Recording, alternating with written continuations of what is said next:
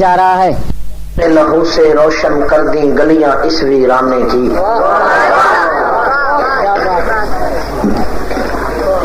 اپنے لہو سے روشن کر دیں گلیاں اس ویرانے کی، گرچہ تنگ بہت تھی راہیں شہر وفا کو جانے کی،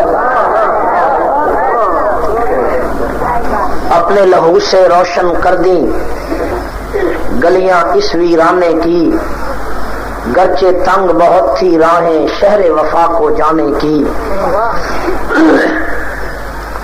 جان تھی 100 وہ بھی دے دی، جان تھی 100 وہ بھی دے دی، پھر بھی رہے شرمندہ سے، دل والے خود ہی لکھ لیں گے کہانی اس افسانے کی،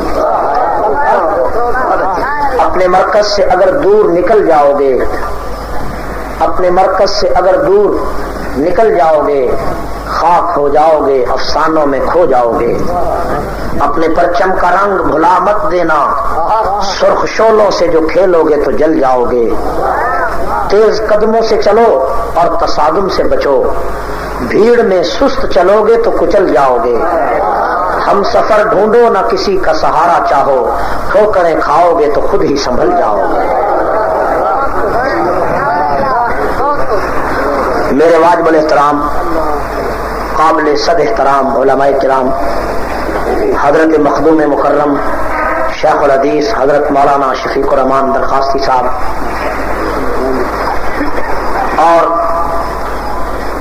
جامعہ عبداللہ بن مسعود کے اساتذہ کرام اور خانپور ضلع رحیم یار خان کے دور و دراز سے آئے ہوئے ساتھیوں، دوستوں، آج کا یہ پروگرام حضرت شیخ الحدیث صاحب اور حضرت مفتی حبیب الرحمان صاحب کے شدید اصرار پر کئی ماہ پہلے ہی متعین کیا گیا تھا۔ میں نے آج کے جلسے کے لیے اور ایک دو اور مصروفیات کی وجہ سے انتہائی اہم غیر ملکی سفر بھی مؤخر کیا، اور مجھے بڑی خوشی ہے کہ آج بہت بڑی تعداد میں آپ لوگ ہمارے خیالات سننے کے لیے تشریف لائے ہیں۔ میرے بھائیوں، خانپور کوئی غیر معروف شہر نہیں ہے، یہ اولیاء کی بستی ہے، یہ مجاہدین کا نگر ہے، یہ حریت فکر کے تاجداروں کا محور و مرکز ہے۔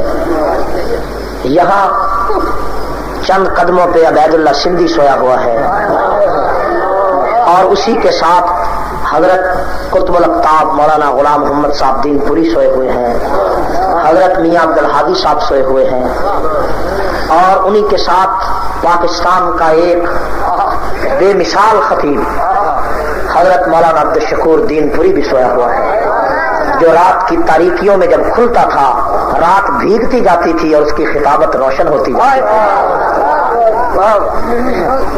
میرے بھائیوں، یہاں وہ مرد درویش موجود ہے جس کا نام حافظ الحدیث حضرت مولانا محمد عبداللہ درخواستی ہے، یقیناً جن کی دعاؤں سے اور جن کی سرپرستی سے اس علاقہ کے تشنگان علوم کے لیے سیرابی ہے، اور یہ مراکز انہی کا فیضان نظر ہے۔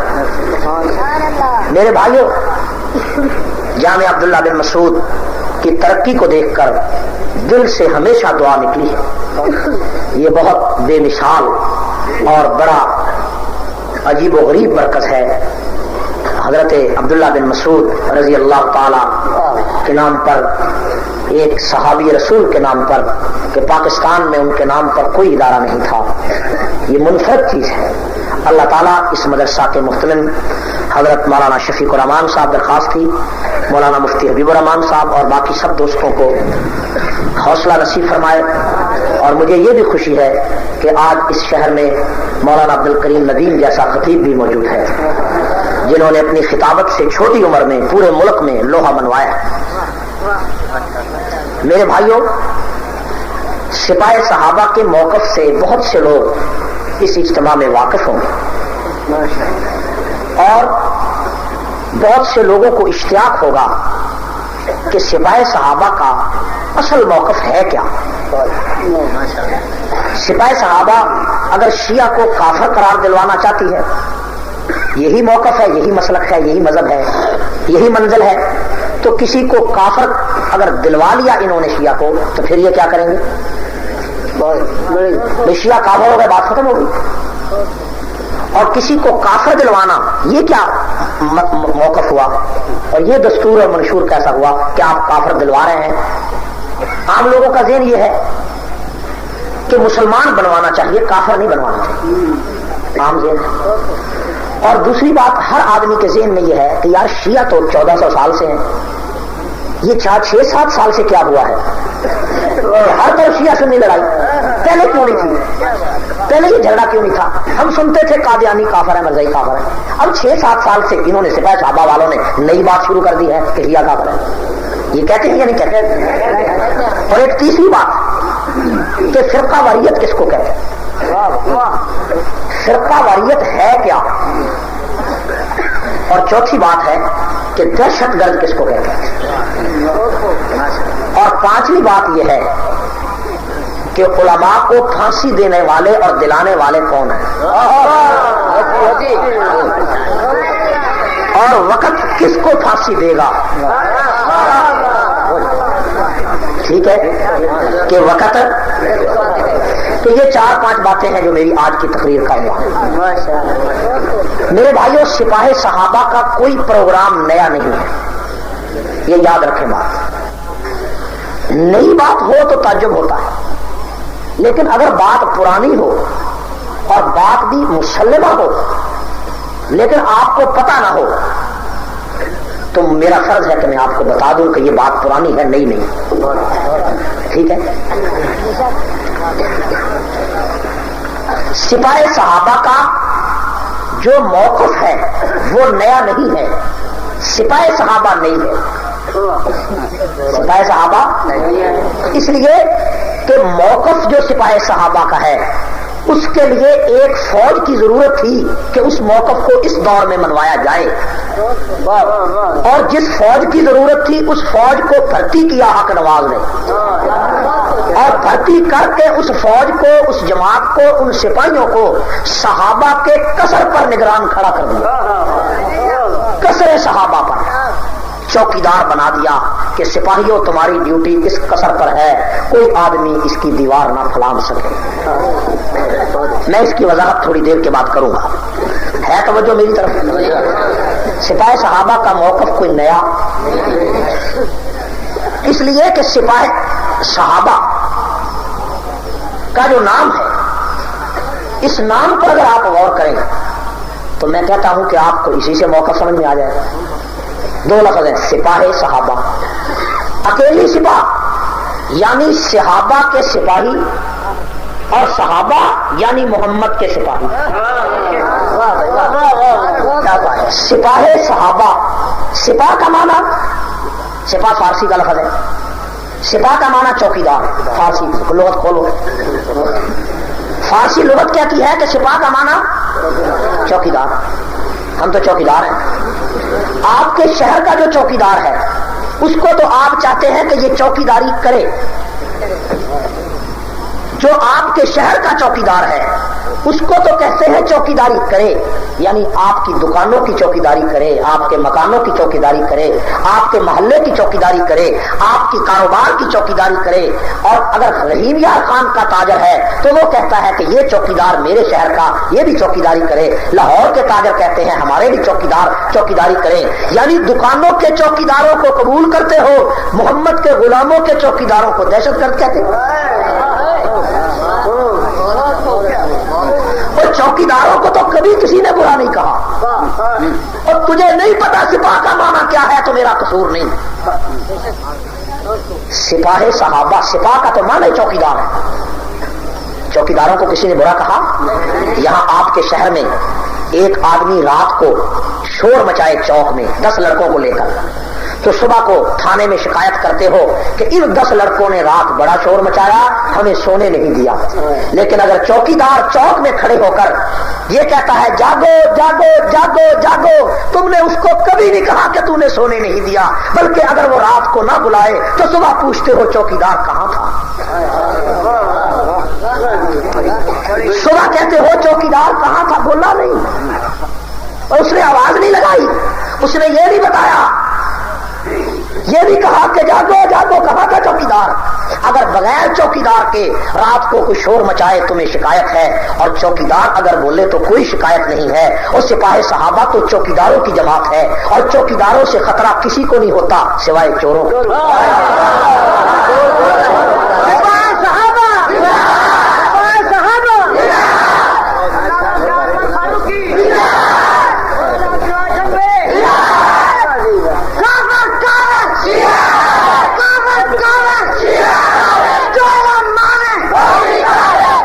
چوکیدار کا توجہ، چوکیدار کو کوئی دلچسپی نہیں ہوتی اس شہر کا چودھری کون ہے، سردار کون ہے، سیاستدان کون ہے۔ چوکیدار جس گلی میں پہرا دیتا ہے وہ صرف یہ دیکھتا ہے کہ یہاں ڈاکو تو کوئی نہیں آیا، یہاں چور تو کوئی نہیں آیا، یہاں بدماش تو کوئی نہیں آیا، یہاں کسی نے شراب تو نہیں لگایا۔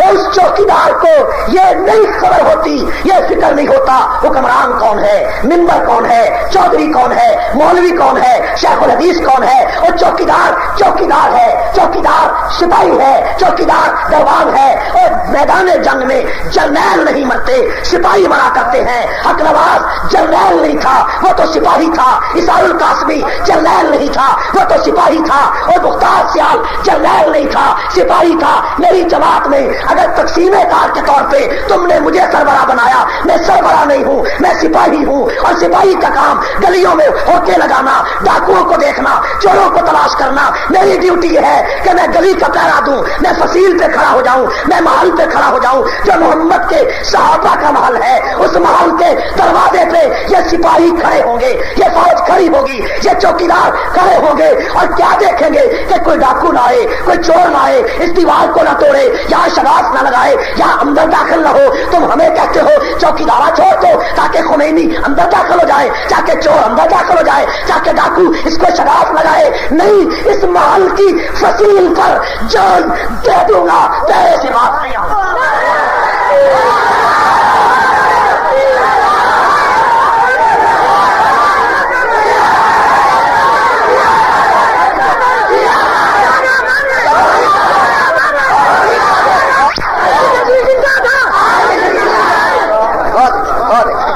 جو محمد کے صحابہ کا محل ہے، میں اس کا چوکیدار، اور چوکیداروں سے خطرہ ڈاکو کو ہے، چور کو ہے۔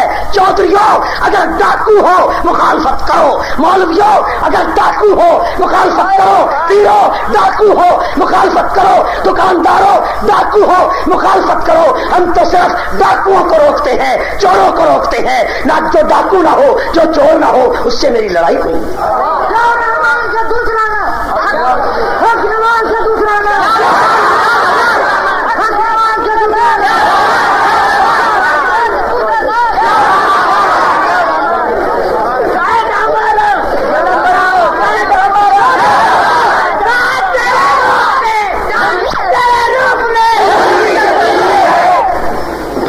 سپاہ صحابہ چوکیداروں کا نام ہے۔ کس کا نام ہے؟ سپاہیوں کا نام ہے، غلاموں کا نام ہے، نوکروں کا نام ہے۔ کس کا نام ہے؟ اور اگر آج صحابہ کے محل کا ہم پہرا دے رہے ہیں، دفاع کر رہے ہیں، تو یہ بھی اپنی طرف سے نہیں، یہ بھی اپنی طرف سے۔ اگر صحابہ کی آبرو کا تحفظ خدا نے نہ کیا ہوتا ہم کبھی نہ کرتے۔ اگر صحابہ کی آبرو کا تحفظ خدا نے نہ کیا ہوتا تو ہم کبھی، ہم تو وہ کام کرتے ہیں جو خدا نے کیا ہے، ہم تو وہ کام کرتے ہیں جو کس نے کیا ہے۔ اور میرے بھائیوں، میں تو اس آدمی کا چوکیدار ہوں جو آدمی محمد کا چوکیدار تھا۔ میں تو اس کا چوکیدار ہوں جو رسول اللہ کا چوکیدار تھا۔ میں تو اس کا سپاہی ہوں جو میرے محمد کا سپاہی تھا۔ میں تو اس پر جان دیتا ہوں جس نے میرے نبی پہ جان دی۔ میں تو اس کے لیے مرنا چاہتا ہوں جو میرے محمد کے لیے مرا۔ ٹھیک ہے، مرے گا نہیں مرے گا؟ میرے پیغمبر صلی اللہ علیہ وسلم نے، باقی تو بڑی لمبی باتیں ہیں، مسجد نبوی میں فرمایا تھا کہ کعب بن اشرف سردار یہود ہے، اس اس نے کل چوک میں مجھے گالی دی. اے صحابیوں تم میں کون ہے جو اس کا سر اتارے؟ رسول اللہ نے کیا فرمایا کہ صحابیوں جبریل نے بتایا ہے کہ کل چوک میں کعب بن اشرف نے مجھے گالی دی ہے. مجھے یہ درس دینے والوں نرمی کرو، کسی کو کچھ نہ کہو، میں تیری چخ چخ کو نہیں مانتا، میں اپنے رسول کو مانتا ہوں. تجھے اگر نہیں پتا تو میں کیا کروں؟ تیرے سامنے اگر یہ رسوا ہے کہ مکے کی گلیوں میں میرے رسول نے بڑھیا عورت کافرہ کی گٹھڑی اٹھائی ہے، تو اگر تجھے اس گٹھڑی کا پتا ہے، تجھے پیغمبر کے اس فرمان کا نہیں پتا کہ حضور نے فرمایا کہ مجھے گالی دی ہے کعب بن اشرف نے، کون ہے تم میں سے جو اس کا سر اتارے، میں اس کو جنت کی خوشخبری دیتا ہوں. شیخ الحدیث صاحب بیٹھے ہیں، اکابر بیٹھے ہیں. اس مجلس میں اور بھی بڑے صحابی تھے. ایک صحابی تھا نابینا، اس اگلی صدر میں، اگلی قطار میں کونے پہ بیٹھا تھا. جب رسول اللہ سے یہ بات سنی تو وہ اسی وقت سجدے میں چلا گیا اور رو کر کہتا ہے اے اللہ میں جنگ بدر میں نہیں گیا، اے اللہ میں جنگ احد میں نہیں گیا، اے اللہ دشمن رسول کا سر قلم کرنے کے لیے مجھے قبول کر. نابینا صحابی تھا عبداللہ بن ابی عتیق سب کو رضی اللہ دعا کرتا. آپ حیران ہوں گے کہ آدمی بوڑھا ہے، آدمی نابینا، اس کو یہ نہیں خیال آیا کہ میں بوڑھا ہوں نابینا ہوں، ہوگا کیسے؟ لیکن چونکہ وہ محمد کا آبرو کا چوکیدار تھا، آبرو رسول کا نوکر تھا، آبرو رسول کا محافظ بننا چاہتا تھا، اس نے کہا یہی ہے نا زیادہ سے زیادہ کہ موت آ جائے گی تو وہ قبول ہے. جب ایک آدمی یہ کہتا ہے زیادہ سے زیادہ موت ہی آ جائے گی نا اور یہ قبول ہے، تو اس نے سجدے میں جا کے کہا اے اللہ میں جنگوں میں نہیں جا سکا، میں نبینا ہوں، مجھے جنگوں میں لے جاتا کون ہے، لیکن اب رسول نے فرمایا اس کا سر کون لاتا ہے تو مجھے قبول کر. اس نے سجدے میں یہ دعا کر لی اور آپ حیران ہوں گے کہ وہ دعا عرش چیر کر اوپر چلی گئی اور اس مسلح اس سب سے صحابی کو کہا نابینا ہے، کسی کو نہیں بتایا، کسی سے مشورہ نہیں مانگا، کسی کو کچھ نہیں کہا. رسول اللہ کے حکم کے بعد مشورے کی ضرورت بھی کیا تھی؟ پیغمبر نے فرمایا تھا بات ختم ہو گئی، گھر چلا، اندر سے ایک چھری تلاش کی، خنجر تلاش کیا، اس کو تہبند میں نیچے قمیص کے نیچے رکھا.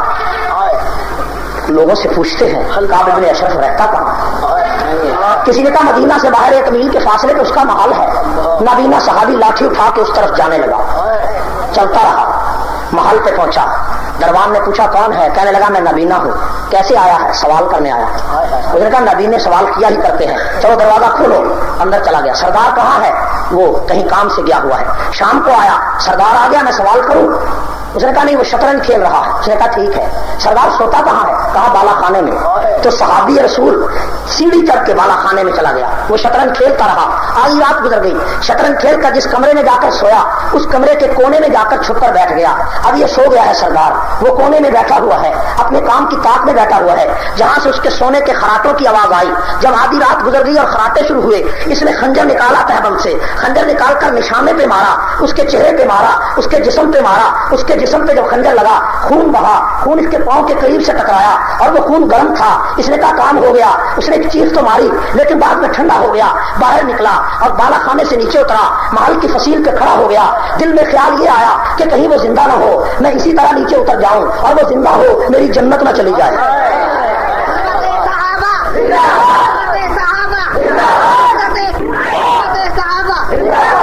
اس فصیل پہ کھڑا ہے، دیوار پہ کھڑا ہے، کہیں میری جنت نہ چلی جائے. بیٹھ گیا اس ارادے سے کہ کوئی شخص خبر دے کہ سردار قتل ہو گیا. عربی زبان میں جو شخص موت کی خبر دیتا ہے اسے نائی کہتے ہیں، نون الف نا عین یائی نائی.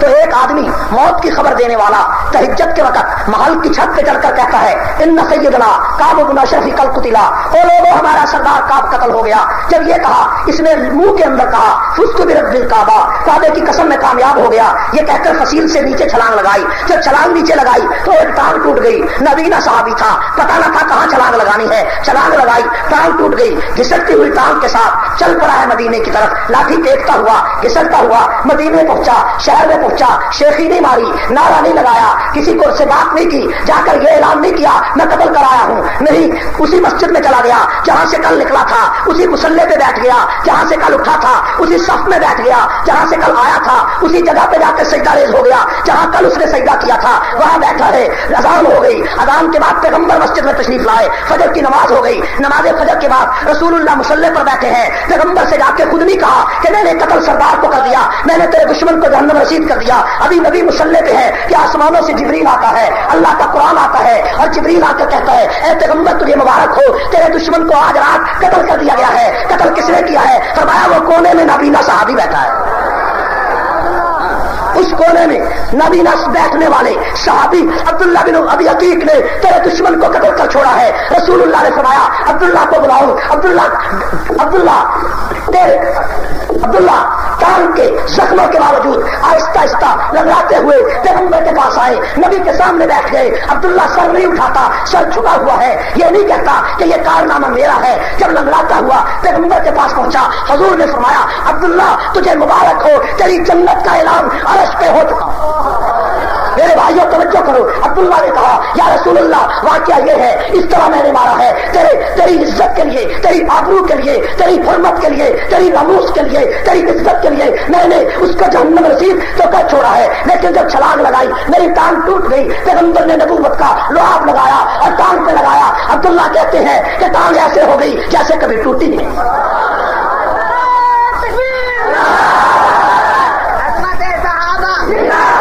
کانپور کے مسلمانوں مجھے بتاؤ، مجھے یہ تو بتاؤ کہ یہ چوکیدار محمد کے تھے، یہ سپاہی محمد کے تھے، یہ نگران پیغمبر کے تھے۔ جب بدر میں نبی نے فرمایا کہ میرے ساتھ چلو، 313 چل پڑے۔ جب احد میں کہا تو 750 چل پڑے۔ حضور کے اوپر دشمنوں نے رنگ کیا، گمسان کا رنگ تھا، پیغمبر پہ چل پڑے تھے۔ حضور نے فرمایا مجھ پہ کون جان دیتا ہے؟ 7 انصاریوں کے بچے باری باری آئے، پیغمبر کے آگے کھڑے ہو گئے، تیر آتا ہے ان کے حلق سے گزر جاتا ہے، پیغمبر پہ تیر نہیں لگا، 7 بچے ذبح ہو گئے۔ میرے بھائیوں ان بچوں نے محمد کا دفاع کیا۔ آج 14 صدیوں کے بعد ان بچوں کو کافر کہا جائے میں دفاع کیوں نہ کروں، ان کو برا کہا جائے میں دفاع کیوں نہ کروں؟ کیسر اور کسرا کے برخطیں اڑا کر محمد کا دفاع کیا اور اپنی آبروئیں لٹا کر محمد کا دفاع کیا، ابلتی ہوئی دیگوں میں گر کر محمد کا دفاع کیا، بچے ذبح کرا کے محمد کا دفاع کیا، بیویاں چھوڑ کر، بچے چھوڑ کر، دولتیں چھوڑ کر، کراہوں میں لٹ کر دیکھتے ہوئے انگاروں پہ لے اور ان کی چربیوں سے انگارے بجھ گئے، لیکن محمد کا دفاع نہ چھوڑا۔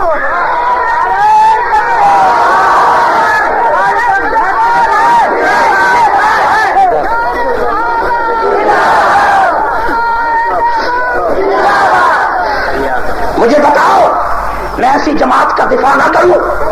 بولو تو صحیح، میں چوکیداری نہ کروں، میں اس کا سپاہی نہ بنوں، میں اس کا دربان نہ بنوں؟ میں زبانیں کھینچ کر، میں ٹانگیں توڑ کر، میں نسلیں رکا کر، میں دنیا میں سب کچھ لٹا کر اس چوکیداری پہ آج بھی کھڑا ہوں جس پہ حق نواز ہے۔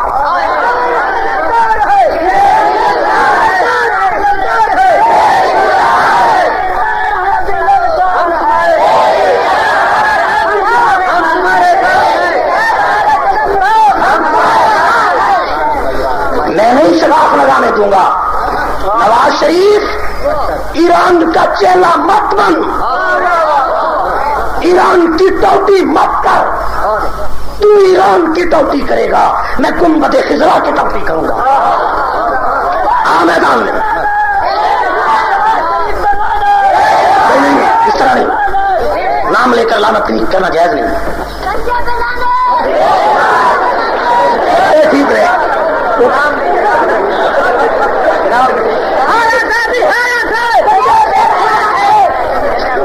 یہ 4 دن ایران کا پچھاڑو، ایران کا صدر 4 دن یہاں رہا، اس نے خمینی کی تعریف میں کچھ نہیں کہا۔ تو نے کہا کہ خمینی کی تعلیمات مینارہ نور ہے، تجھے شرم آنا۔ یہ یاد رکھو میری پوری تقریر میں گنجا، سور، کتا، یہ ایسا نعرہ کوئی مت لگا، ٹھیک ہے؟ اس نعرے لگانے کی اجازت نہیں ہے، بےہودہ بات مت کرو۔ میں موقف کی بات کرتا ہوں، میں نواز شریف سے اختلاف کرتا ہوں، میں شیعہ کو کافر سے بھی غلیظ سمجھتا ہوں، میں دلائل سے کہتا ہوں، لیکن اس کے بدلے میں کوئی ایسا نعرہ مت لگاؤ جو دلائل سے انحراف کا باعث ہو، ٹھیک ہے؟ اختلاف اپنی جگہ پر، لیکن ایسے نعروں سے کچھ نہیں ہوتا، یہ نعروں کے بغیر ہی بھاگ جائے گا، ایسے نعروں کے بغیر ہی، اور آپ صرف صرف چند دن دیکھیں، چند دن. یہ آج میری 5ویں تقریر ہے نواز شریف کے خلاف. انشاءاللہ 2 درجن تقریروں سے پہلے یا معذرت کرے گا یا اے اندر یا میں اندر. ٹھیک ہے یا اے اندر تیار.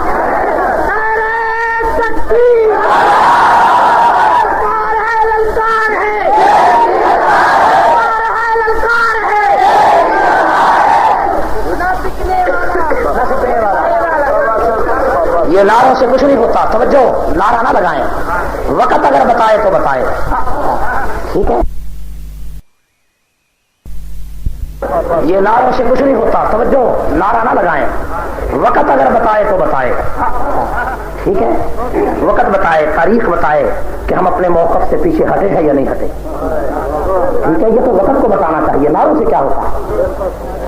ہمارا جو مخالف ہے وہ ایک تو صحابہ کا دشمن ہمارا مخالف ہے، ایک کچھ ہمارے لوگ ہمارے مخالف ہیں. اور جو ہمارے لوگ ہمارے مخالف ہیں ان بیچاروں کو پتہ نہیں کیا غلط فہمی ہے. وہ کبھی کہتے ہیں یہ اپنے موقف سے ہٹ گئے، کبھی کہتے ہیں یہ بیک گئے، کبھی کہتے ہیں انہوں نے مشن چھوڑ دیا، کبھی کہتے ہیں یہ حکومت کے ساتھ مل گئے. تو میں ان سے کہتا ہوں کہ میرے مہربانوں، فیصلہ قیامت کی صبح کو ہوگا. میں آج تمہیں کچھ نہیں کہتا. یہ فیصلہ داور محشر میں ہوگا کہ جب صحابہ کو کتا اور بلہ اور منافق اور سور لکھا گیا تھا اس وقت چوراہے میں کھڑے ہو کر چوکیداری کون کرتا تھا. یہ فیصلہ داور محشر میں ہوگا. ہونا چاہیے یا نہیں چاہیے. شیعہ نے میرے کوئی جناب پہ قبضہ نہیں کیا، خمینی نے میرے کاروبار کو بند نہیں کیا. 65 جنازے اپنے ہاتھوں سے اٹھائے ہیں اور 65 جنازوں میں 40 بچوں کی لاشوں کو اس کفن میں لپیٹ کر دفن کیا ہے. اور آج ہم بھی اسی کے لیے ہر وقت تیار ہیں. اس سے گھر سے نکلتے ہیں کبھی یقین نہیں ہوتا کہ زندہ جائیں گے یا لاش جائے گی. ہم کوئی پاگل نہیں ہیں، کوئی دیوانے نہیں ہیں، کوئی ضمیروں کے سودے نہیں ہم نے کیے، کوئی سرمایہ کی جھنکار میں ہمیں نہیں خریدا. اگر ابو بکر عمر اور فاروق اور عثمان غنی کو اس ملک میں منافق، کافر اور شیطان نہ لکھا گیا ہوتا ہم سر پہ کفن باندھ کے کبھی میدان میں نہ آتے. ٹھیک ہے یا نہیں. سپاہی صحابہ کا دفاع کر رہے ہیں. کیا کر رہی ہے؟ اور صحابہ کا دفاع کرنا یہ چوکیداری ہے. کہو یہ کیا ہے؟ یہ غلامی ہے، یہ نوکری ہے، یہ چاکری ہے. اور صحابہ کا دفاع میں اکیلا نہیں کر رہا بلکہ مجھ سے پہلے میرا پروردگار کر چکا ہے. مجھ سے پہلے میرا پروردگار کر چکا ہے یا نہیں. مجھے یہ بتاؤ کہ قرآن پاک کی 750 آیتیں صحابہ کی شان میں کیوں ہیں؟ 750 آیتیں کیوں ہیں؟ بھئی تورات تو موسیٰ علیہ السلام پر اتری، اس میں موسیٰ علیہ السلام کے صحابہ کے بارے میں 9 آیتیں اور رسول اللہ کے صحابہ کے بارے میں 13 آیتیں. کیوں؟ انجیل عیسیٰ علیہ السلام پہ اتری، انجیل کے ماننے والوں کے لیے 7 آیتیں اور رسول اللہ کے صحابہ کے لیے 11 آیتیں. کیوں؟ زبور میں حضرت داؤد علیہ السلام پہ زبور اتری، زبور کو ماننے والوں کے لیے 4 آیتیں اور رسول اللہ کے صحابہ کے لیے 6 آیتیں. کیوں؟ قرآن پاک میں پیغمبر کے صحابہ کے لیے 750 آیتیں. کیوں؟ اس لیے کہ ان پیغمبروں کے بعد اور نبیوں نے آنا تھا جنہوں نے ان کی شریعتوں کو سنبھالنا تھا. حضور کے بعد نبی بن کر کسی نے آنا نہیں تھا تو شریعت محمدیہ کو سنبھالنا انہوں نے تھا. اس لیے اللہ نے ان کی ہر جہت کا دفاع کیا، ان کے چہروں کا دفاع کیا، ان کے مسلوں کا دفاع کیا، ان کے سجدوں کا دفاع کیا، ان کے مکے کا دفاع کیا، ان کے مدینے کا دفاع کیا، ان کی اداؤں کا دفاع کیا، آئے ان کے کاروبار کا دفاع کیا. اور پر تو صحیح قرآن کو یہ بھی کہتا ہے رجال لا تلہیہم تجارت ولا بیع عن ذکر اللہ. او لوگوں، ان کی تجارت ان کو اللہ کے ذکر سے نہیں روکتی. اور قرآن نے ان کا دفاع کیسے کیا؟ ان کے چہروں کا دفاع، ان کی شکلوں کا دفاع، ان کے کردار کا دفاع، ان کی نیتوں کا دفاع، ان کے ہاتھوں کا دفاع، ان کی جنگوں کا دفاع، ان کی بیویوں کا دفاع، ان کے رشتہ داروں کا دفاع، ان کے کردار کا دفاع، ان کی گفتگو کا دفاع، ان کی سیرتوں کا دفاع قرآن نے کیا. کیوں کیا؟ اس لیے کہ ان کی وجہ سے دین محمد کا قائم رہے گا، ان کی وجہ سے اسلام کی شریعت قائم رہے گی، ان کی وجہ سے قرآن کی عظمت قائم رہے گی. اسی فلسفے کو میرے پیغمبر نے دہرایا کہ بدر کے میدان میں میں جنگ بدر کے موقع پر جب 313 صحابہ کو لے کر کائنات کا سب سے بڑا رسول بدر کے میدان میں پہنچا، جو انڈے کی شکل میں بیضوی رنگ میں ایک میدان تھا، وہاں ایک ٹیلا تھا، تودہ ریت تھا، ایک ریت کا ٹیلا تھا، اس ٹیلے کے اوپر تاجدار رسالت نے فرمایا اے صاحب میرا خیمہ یہاں لگاؤ۔ حضور کا خیمہ لگا دیا گیا، اور وہ خیمہ جس پر چھت نہ ہو اسے عربی میں عریش کہتے ہیں، عریش لگا دیا گیا، جس کے ارد گرد کانوں کی دیوار تھی، جس کے ارد گرد بانسوں کی دیوار تھی، اوپر چھت کوئی نہ تھی، پیغمبر اس عریش میں موجود تھے۔ آدھی رات کا وقت ہے، حضور نے فرمایا ساتھ اس میرے خیمے میں ابو بکر کے علاوہ اور کوئی شخص داخل نہیں ہو سکتا، سوائے ابو بکر کے اس خیمے میں کوئی نہیں آ سکتا۔ آدھی رات بیت گئی، صدیق اکبر فرماتے ہیں کہ میں خیمے میں گیا، فوج نیچے بیٹھی ہے، امت نیچے بیٹھی ہے، لشکر نیچے بیٹھا ہے، میں خیمے میں پہنچا، کیا دیکھتا ہوں کہ ساری دنیا کا سردار فرش خاک پہ اپنا سر رکھ کے اللہ کے دروازے پہ رو رہا ہے۔ میں نے سوچا نماز فجر ہے یا نماز عشاء ہے یا نوافل ہے، فرمایا میں لشکر کا چکر کئی مرتبہ لگا کے آیا تو پیغمبر کا سر اسی ریت پر تھا، اسی فرش خاک پہ تھا، رسول اللہ رو رہے تھے، چاند کی چاندنی تھی۔ میں اندر داخل ہو گیا، میں نے کہا دیکھوں تو صحیح کہ پیغمبر اتنی دیر سے سجدے میں ہے، کیا بات ہے؟ مجھے خطرہ ہوا کہیں روح کف انسری سے پرواز نہ کر گئی ہو، مجھے خطرہ ہوا پیغمبر دنیا سے چلے نہ گئے ہو۔ جب میں قریب پہنچا کیا دیکھتا ہوں کہ چاند کی چاندنی ہے، رسول اللہ کے سر سے پگڑی اتر کر زمین پر پڑی ہے، اور پیغمبر نے یونس اللہ کے دروازے پہ ہاتھ اٹھا رکھے ہیں، نبی اللہ کے دروازے پہ بچوں کی طرح رو رہا ہے، جس طرح بچہ ماں کے سامنے روتا ہے، پیغمبر اللہ کے دروازے پہ روتا ہے۔ نبی کے آنسوؤں سے ساری زمین تر ہو گئی ہے۔ پیغمبر سجدے میں ایک لفظ بار بار دہراتے ہیں، اللہم ان تہلک ہذہ العصابہ لا تعبد فی الارض۔ اے اللہ یہ 313 محمد کی کمائی ہے۔ نعرہ تکبیر، نعرہ ختم نبوت، توجہ کر کام کرتے مسلمانوں، توجہ کرو، ساری کائنات کا پیغمبر فرش خاک پہ سر رکھ کے سجدے میں روئے اور یہ کہے یہ 313 میری کمائی ہے، یہ 313 میری متاع حیات ہے، یہ 313 محمد کی پونجی ہے۔ اے اللہ جو میری پونجی ہے اس کو اکٹھا کر کے میں تیرے دروازے پہ لے آیا ہوں، میں آگ اور خون میں لے آیا ہوں۔ اور اسی لشکر کو حفیظ نے کہا تھا یہ پہلا جیش ہے دنیا میں افواج الہی کا، جسے اعلان کرنا تھا خدا کی بادشاہی کا۔ یہ لشکر ساری دنیا سے انوکھا تھا، نرالا تھا کہ اس لشکر کا افسر ایک کالی کملی والا۔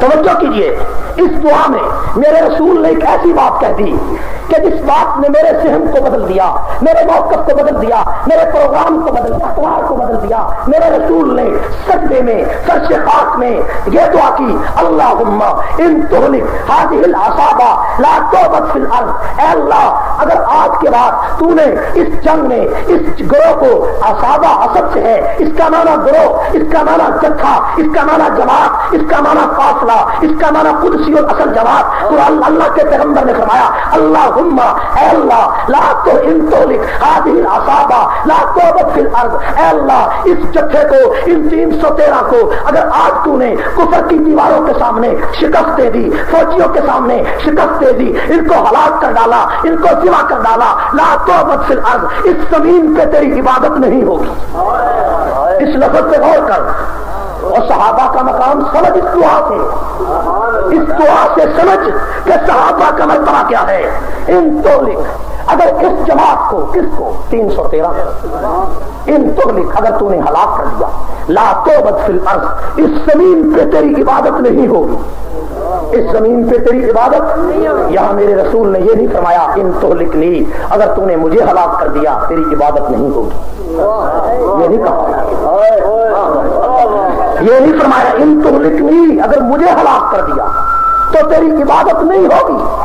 حالانکہ دین کی اساس تو پیغمبر ہے، لیکن اس دعا میں رسول اللہ نے اتنی بڑی بات کہہ دی کہ ان تہلک ہذہ العصابہ، اگر اس جماعت کو آج تو نے مٹا ڈالا تو تیرا نام نہیں ہوگا، تیری عبادت۔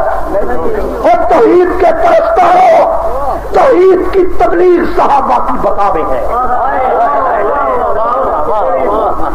توحید کی تبلیغ صحابہ کی بقا میں ہے، اور توحید کی تبلیغ جب صحابہ کی بقا میں ہے تو رسالت کی تبلیغ بھی صحابہ کی بقا میں ہے۔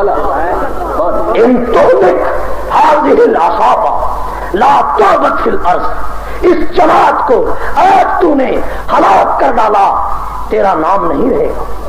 اے اللہ تیرا نام تو دنیا میں باقی ہے لیکن تجھے پوجنے والا کوئی نہیں ہوگا۔ اگر کعبے کو جبینوں سے بسانا چاہتا ہے تو صحابہ کو باقی رکھ، اگر کعبے کو جبینوں سے بسانا چاہتا ہے، اگر کعبے کو جبینوں سے بسانا چاہتا ہے تو صحابہ کو باقی رکھ، اگر کعبے کے بتوں کو گرانا چاہتا ہے تو صحابہ کو باقی رکھ، اگر کعبہ کو عبادت کے لیے سجانا چاہتا ہے تو صحابہ کو باقی رکھ، اگر کعبہ کا طواف کرنا چاہتا ہے تو صحابہ کو باقی رکھ، اگر سجدے باقی رکھنا چاہتا ہے تو صحابہ کو باقی رکھ، اگر زکوٰۃ اور روزہ اور حج باقی رکھنا چاہتا ہے صحابہ کو باقی رکھ، حتیٰ کہ اگر قرآن باقی رکھنا چاہتا ہے صحابہ کو باقی رکھ، میرا نام باقی رکھنا چاہتا ہے صحابہ کو باقی رکھ، اور میرا کیا نام ہے اپنا نام باقی رکھنا چاہتا ہے تو صدیق کو باقی رکھ۔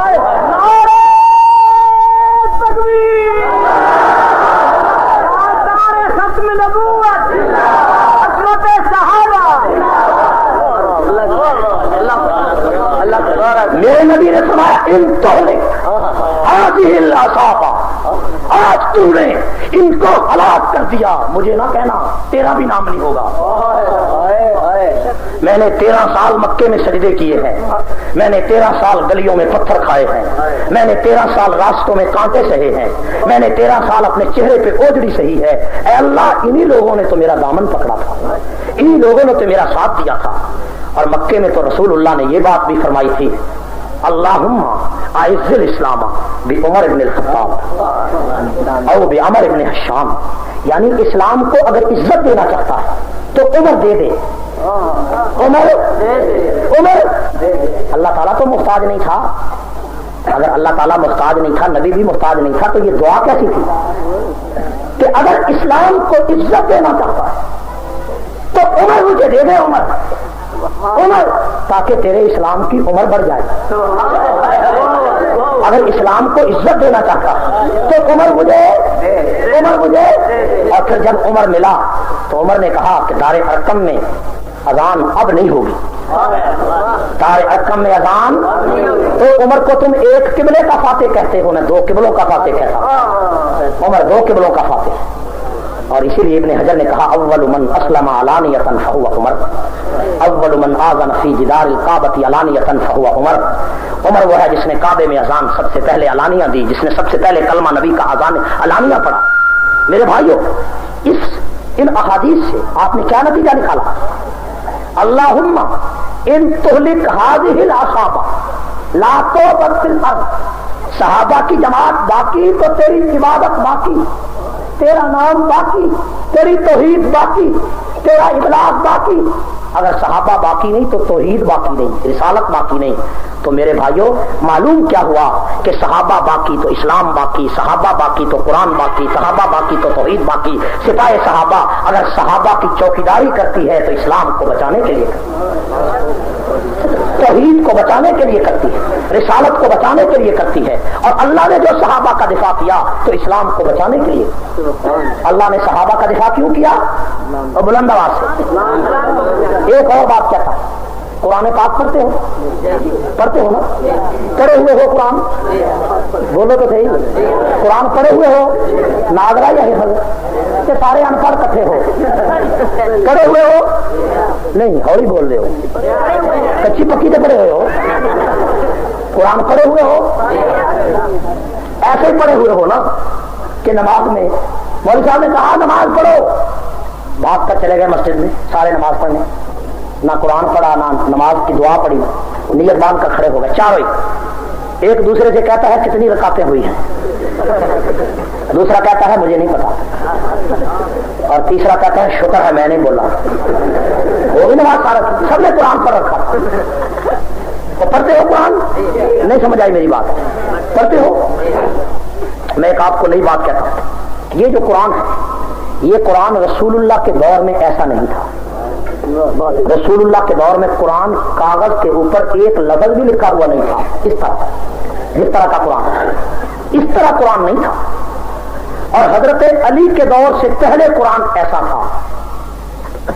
قرآن پاک دو گتوں کے درمیان میں جو ہے، قرآن پاک دو گتوں کے درمیان میں جو ہے، یہ دو گتوں کے درمیان میں قرآن ایسا رسول اللہ کی وفات تک نہیں تھا، اور حضرت علی کے دور سے پہلے ایسا تھا.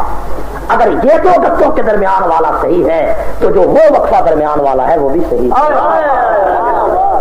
بات سمجھے گا؟ وہ پلے بھی پہ رہی ہے گل کے کوئی نہیں تھوڑے نہیں پلے پی نہیں پی. میں وضاحت کرتا ہوں کہ حضور علیہ السلام کی وفات تک قرآن کاغذ پر نہیں تھا، قرآن لکڑی کی تختیوں پر تھا، قرآن چمڑے کے پتوں پر تھا، قرآن درختوں کے پتوں پر تھا. اور جنگ یمامہ میں جب قرآن کے 750 قاری شہید ہوئے تو حضرت فاروق اعظم نے حضرت ابو بکر سے فرمایا اگر قاری سارے اس طرح شہید ہو گئے تو قرآن کی ثقافت پر فرق آئے گا، اس لیے جتنے قاری بچ گئے ان کو بٹھاؤ اور یہ چمڑے کے پرتوں کو، درختوں کے پتوں کو اور لکڑی کی تختیوں کو رکھ کر قرآن کو کاغذ پر منتقل کرو تاکہ قرآن بچ جائے. تو تجویز دینے والا کون ہے؟ فاروق اعظم. اور جمع کرنے والا کون ہے؟ صدیق اکبر. یہ کہنا کہ عثمان غنی جامع القرآن ہے یہ صحیح نہیں ہے، یہ بھی غلطی کا ازالہ کرے. جامع القرآن صدیق اکبر کی ذات ہے، عثمان غنی ناصر قرآن ہے. عثمان غنی کیا ہے؟ ناصر قرآن ہے. ابو بکر صدیق رضی اللہ تعالیٰ عنہ نے قرآن پاک کو کاغذ پہ جمع کیا اور تجویز دینے والا فاروق اعظم، جمع کرنے والا ابو بکر صدیق. اور جب یہ قرآن کاغذ پہ آ گیا تو اس کے 70 نسخے کاغذ پر بنا کر، کاغذ پر لکھ کر، کاغذ پر قرآن کے 70 نسخے، 70 نقرے بنا کر پوری دنیا کے ہر خطے میں بھیجنے والا عثمان غنی. تو گویا کہ عثمان غنی ناصر قرآن ہے. عثمان غنی ناصر ہے. توجہ نہیں تھا. اب دیکھو کہ صدیق اکبر ہے، توجہ کہ صدیق اکبر کے دور میں قرآن جمع ہوا. اب فاروق اعظم نے اس کی تجویز دی تھی، عثمان غنی نے اس کو نشر کیا تھا. تو گویا کہ یہ جو 3 خلفاء ہیں، 24 سالہ دور، اس دور میں قرآن کاغذ سے آیا، قرآن پوری دنیا میں پہنچا. اگر یہ دور سچوں کا نہیں تو قرآن سچا نہیں. اگر قرآن کو سچا کہتے ہو تو جنہوں نے لکھا قرآن کاغذ پہ ان کو سچا ماننا پڑے گا. اگر قرآن صحیح ہے تو ابو بکر صحیح ہے، اگر قرآن صحیح ہے تو عمر صحیح ہے، اگر قرآن صحیح ہے عثمان صحیح ہے. یہ نہیں ہو سکتا کہ ابو بکر عمر عثمان تو نعوذ باللہ کافر ہو اور قرآن صحیح ہو، یہ نہیں ہو سکتا. قرآن صحیح ہے تو صدیق صحیح ہے، قرآن صحیح ہے تو عمر صحیح ہے، قرآن صحیح ہے عثمان صحیح ہے. اگر تم کہتے ہو یہ تحقیق غلط ہے تو مجھے بتاؤ پیغمبر کی وفات تک ایسا قرآن ثابت کرو اور علی کے بعد ایسا قرآن. پیغمبر کی وفات تک ایسا قرآن پوری دنیا کا کوئی شیعہ ثابت کرے کہ کاغذ پر قرآن تھا. اور حضرت علی المرتضیٰ کے دور میں کوئی کاغذ پر ایسا قرآن آیا تھا، کوئی شیعہ ثابت کرے. الٹے لٹک جاؤ، نہیں ثابت کر سکتے ہو. شیعوں صحابہ کا تحفظ، صحابہ کا دفاع ہم قرآن کے لیے کرتے ہیں، اسلام کے لیے کرتے ہیں. سپاہ صحابہ کو یہ کہنا کہ یہ سپاہ صحابہ ہے، یہ صحابہ کی جماعت ہے، ہم اسلام کے علمبردار ہیں، یہ صحابہ کے علمبردار ہیں. اور پاگلو، یہ بات اس طرح ہے کہ ایک آدمی کسی پیر سے کہے کہ پیر جی میں تمہارا غلام ہوں، اور دوسرا مرید اس کے پاس بیٹھ کر پیر سے کہے پیر جی میں تو تیرے غلاموں کا بھی غلام ہوں. ایک آدمی کہے پیر جی میں تیرا نوکر ہوں، دوسرا کہے میں تو تیرے نوکروں کا بھی نوکر ہوں. اور تم کہتے ہو میں مصطفیٰ کا سپاہی ہوں، میں کہتا ہوں کہ میں تو مصطفیٰ کے سپاہیوں کا بھی سپاہی ہوں. تم کہتے ہو میں مصطفیٰ کا سپاہی ہوں، میں کہتا ہوں میں مصطفیٰ کے سپاہیوں کا بھی سپاہی ہوں. تو جو سپاہ صحابہ کا لفظ ہے، اس سپاہ صحابہ کے لفظ میں پیغمبر کی غلامی شامل ہے. تو ابو بکر کو کون جانتا تھا؟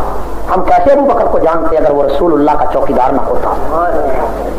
کوئی گل میری پلے پہ رہی ہے توجہ؟ میں اس بات کی طرف آ رہا ہوں جس بات کا آپ متقاضی ہے نا، متقاضی آپ چاہتے ہیں نا وہ بات ہو، وہ بات وہ ہے چاہتے ہو. حوصلہ کرو،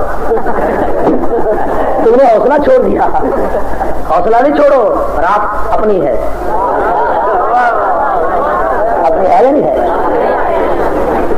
حوصلہ کرو، ہے حوصلہ.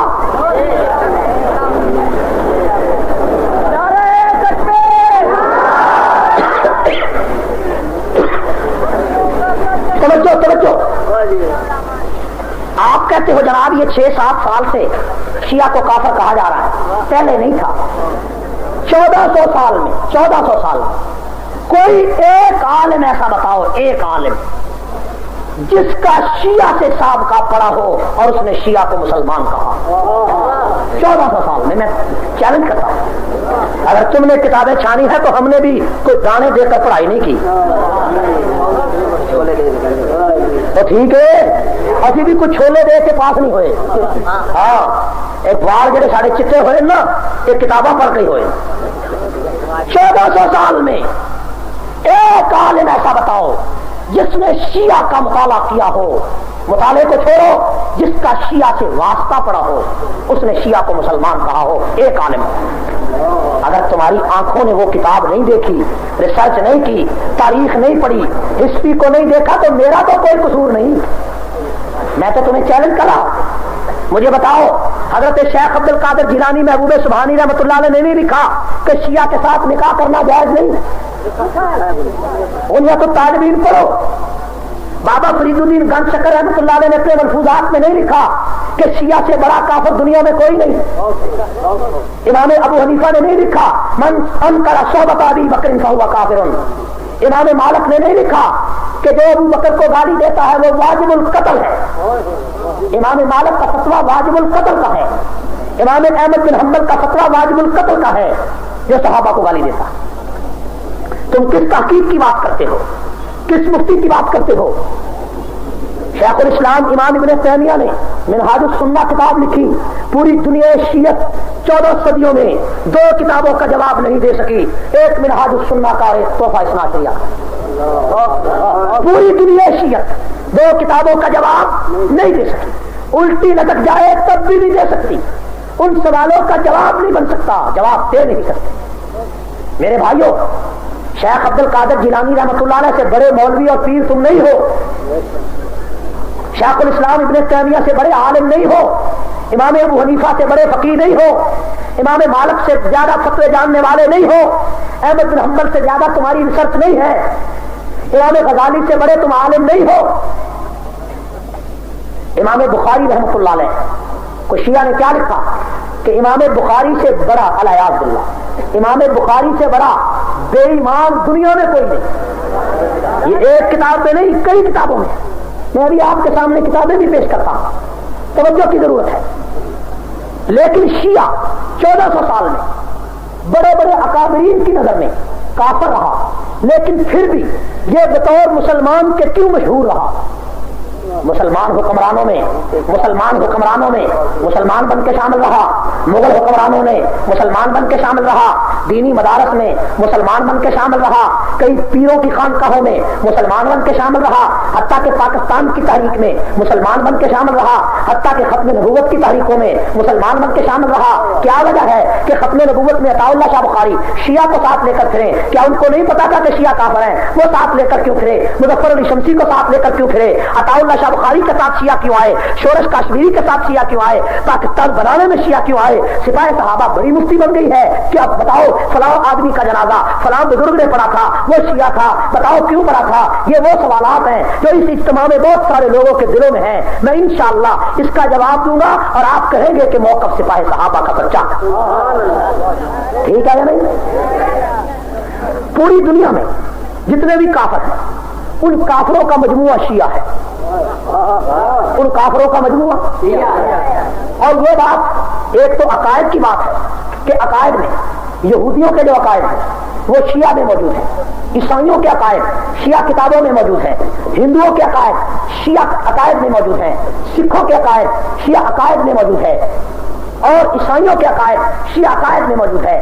لیکن اگر آپ ان ساری باتوں کو چھوڑ کر صرف لفظ شیعہ پر غور کریں تو یہ اتنا جامع لفظ ہے کہ اس میں سارے کفر جمع ہیں۔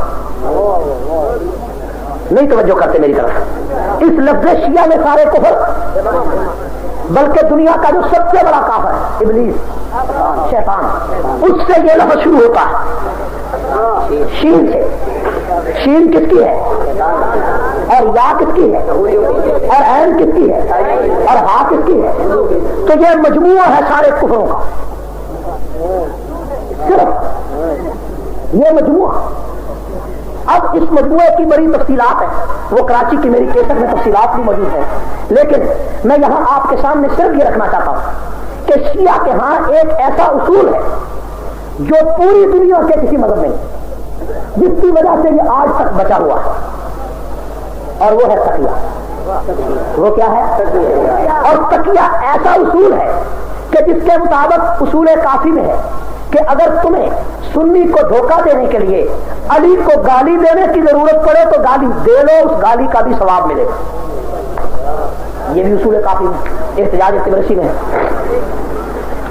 تو تقیہ ایک ایسا اصول ہے ان کا کہ جس کی تہ میں سارا فریب چھپا ہو۔ 10 شیعہ بیٹھے ہیں، 10 شیعہ، ان 10 شیعوں سے آپ پوچھو قرآن کو مانتے ہو؟ وہ کہیں گے مانتے ہیں۔ ان کو تو اصول کافی کو مانتے ہو؟ کہتے اس کو بھی مانتے ہیں۔ اصول کافی میں ہے کہ قرآن پاک اصلی قرآن غار میں ہے، یہ اصلی نہیں نقلی ہے۔ اب آپ کے سامنے تقیہ کر کے شیعہ نے کہہ دیا قرآن کو مانتے ہیں اور اصول کافی کو بھی مانتے ہیں۔ بھائی ابو بکر عمر کو مانتے ہو؟ جی مانتے ہیں۔ اور خمینی کو کہتے خمینی کو امام مانتے ہیں۔ بھائی خمینی نے ابو بکر عمر کو کافر کہا، اس کو کیا مانتے ہو؟ کہتے اس کو امام مانتے ہیں، اس کو پیشوا مانتے ہیں۔ تو ابو بکر عمر کو کہتے ہم مانتے ہیں۔ شیعہ نے کان میں پوچھا اپنے دوسرے شیعہ سے کہ کیا مانتے ہو؟ اس نے کہا کافر مانتے ہیں۔ سنی نے کہا، اس نے کہا مسلمان مانتے ہیں۔ اور اس سے کہا کہ مسلمان کا معنی کیا ہے؟ تو اس کے کان میں کہہ دیا کہ مسلمان کا معنی منافق ہے۔ کچھ میری بات سمجھ میں آپ کو آ رہی ہے؟ تو پوری دنیا کا شیعہ کبھی بھی کھل کر اپنے عقیدے کا اظہار نہیں کرتا کہ امام جعفر صادق رحمۃ اللہ علیہ سے ایک قول نقل کیا ہے محمد بن یعقوب کلینی نے کہ جو شخص اپنے مذہب کو ظاہر کرے گا وہ ذلیل ہوگا۔ جو شخص اپنے مذہب کو ظاہر کرے گا وہ، اور جو مذہب کو چھپائے گا وہ عزت پائے گا۔ یہ شیعہ مذہب کا بنیادی اصول ہے۔ 1400 سال سے مغل حکمرانوں نے صلاح الدین ایوبی کے دور میں، نور الدین زنگی کے دور میں، بادشاہوں کے دور میں، حکومتوں کے دور میں، سلطان ٹیپو کے دور میں، نواب سراج الدولہ کے دور میں، سید احمد شہید کے دور میں، جتنے بھی شیعہ تھے تمام اسی اصول پر کاربند رہے کہ کسی کو اپنا عقیدہ نہ بتایا، کسی سے اپنے عقیدے کا اظہار نہ کیا۔ ابو بکر کو کافر سمجھتے رہے، عقیدہ چھپاتے رہے، فاروق ابو عمر فاروق کو کافر کہتے رہے، عقیدہ چھپاتے رہے، قرآن کو شرابیوں کی کتاب لکھتے رہے، عقیدہ چھپاتے رہے۔ پاکستان بنا، پاکستان بننے میں اپنی پاکستان کی جڑوں کو کاٹتے رہے۔ جب کسی نے پوچھا کہ ابو بکر کو مانتے ہو تو کہہ دیا مانتے ہیں۔ جب کسی شیعہ نے کہا کہ ابو بکر کو مانتے ہو تو کہہ دیا ابو بکر عمر کو کافر و منافق مانتے ہیں۔ یہ سلسلہ چلتا رہا، اپنے مذہب کو شیعہ چھپاتا رہا، ختم نبوت کی تحریک چلی، شیعہ نے اپنے مذہب کو چھپایا، شیعہ نے کہا ابو بکر عمر کو مانتے ہیں، ہم قرآن کو بھی مانتے ہیں۔ یہ کہا کیونکہ تقیہ کیا تھا، کیونکہ تدل کیا تھا، کیونکہ فریب کیا تھا، اپنا مذہب نہیں بتایا تھا، اپنے مذہب کو چھپایا تھا۔ ختم نبوت کے علماء نے ان کو ساتھ ملا لیا۔ اس تقیہ کی وجہ سے وہ ظاہر میں یہ کہتے تھے ہم ابو بکر کو مانتے ہیں، انہوں نے ظاہر کو دیکھا، دل کی نیتوں کو اللہ جانتا ہے۔ 74 کی تاریخ چلی، شیعہ ساتھ آ گئے بدل کر کے، فریب کر کے، لیکن 1979 میں جب خمینی اقتدار میں آیا اس نے جو خطبے دیے، چھٹا خطبہ خمینی کا چھٹا خطبہ، جو خمینی کی کتاب صحیفہ نور میں، صحیفہ نور خمینی کی تقاریر کی کتاب ہے جو 18 جلدوں میں اور چھوٹے حصوں میں 27 جلدوں میں آج پوری دنیا میں موجود ہے، اس میں چھٹا خطبہ یہ ہے کہ اب میری حکومت شیعہ کی قائم ہو گئی ہے، اب اپنے مذہب کو ظاہر کرنا ہم پر فرض ہو چکا ہے، مذہب کو عام کرنا ہم پر فرض ہو چکا ہے۔ چنانچہ 1400 سال سے جو شیعہ کا کفر کتابوں میں چھپا ہوا تھا، سینوں میں چھپا ہوا تھا، تکیے کی سیاہ چادر میں چھپا ہوا تھا، خمینی نے آ کر اس کفر کے چہرے سے خود پردہ اتار دیا۔ خمینی نے آ کر اپنی جماعت کو خود ننگا کر دیا۔ شیعوں مجھے کافر کیوں کہتے ہو، میرے خلاف تقریریں کیوں کرتے ہو؟ تمہارا پاجامہ تو تمہارے باپ نے اتارا، تمہارے کپڑے تو تمہارے باپ نے اتارے، تمہارے لباس تو تمہارے باپ نے اتارا۔ خمینی نے اتار کر تمہیں ننگا کر کے تمہارے مخلوط چہرے کے ساتھ چوک میں کھڑا کر دیا۔ میں تو صرف یہ کہتا ہوں او لوگوں دیکھو یہ ننگا ہے، یہ غلیظ ہے، یہ بے پرد ہے، یہ برہنہ ہے۔ میں تو برہنہ ہونے کی نشاندہی کرتا ہوں، ننگا تو تمہارے باپ خمینی نے تمہیں کیا۔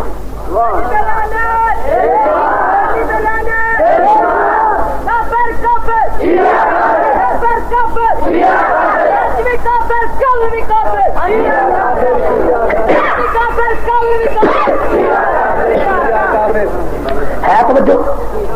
پتا چلا کہ شیعہ کو ہم کافر کیوں کہتے ہیں؟ بلند آواز سے، شیعہ کے عقائد ایران کی حکومت کی طرف سے چھپ کر پوری دنیا میں پہنچے، تکیے کی چادر اتار کر پہنچے، پہلی روایت ختم کر کے پہنچے، جب سارا کفر، ساری بدماشی، ساری شیطنت کے چہرے سے پردہ اٹھ گیا تو اس کے بعد پاکستان تحریک نفاذ فقہ جعفریہ بنی۔ 1979 میں خمینی کا انقلاب آیا، 1980 میں پاکستان میں تحریک نفاذ فقہ جعفریہ بنی۔ یہ کفر پھیلتا رہا، یہ کتابیں آتی رہیں، جب کفر عام ہو گیا تو 1985 میں سپاہ صحابہ بنی۔ کب سپاہ صحابہ بنی؟ سپاہ صحابہ پہلے نہیں بنی، پہلے شیعہ کی جماعت بنی، پہلے شیعہ کا انقلاب آیا، پہلے شیعہ نے کی، جماعت شیعہ نے بنائی۔ ہم نے اس وقت جب ان کا مکروہ چہرہ سامنے آیا اور دعویٰ یہ تھا ہم اسلام کے نمبردار ہیں، دعویٰ یہ تھا کہ اسلام کے نام لیوا ہیں، اور کتابیں یہ تھی کہ ابو بکر کافر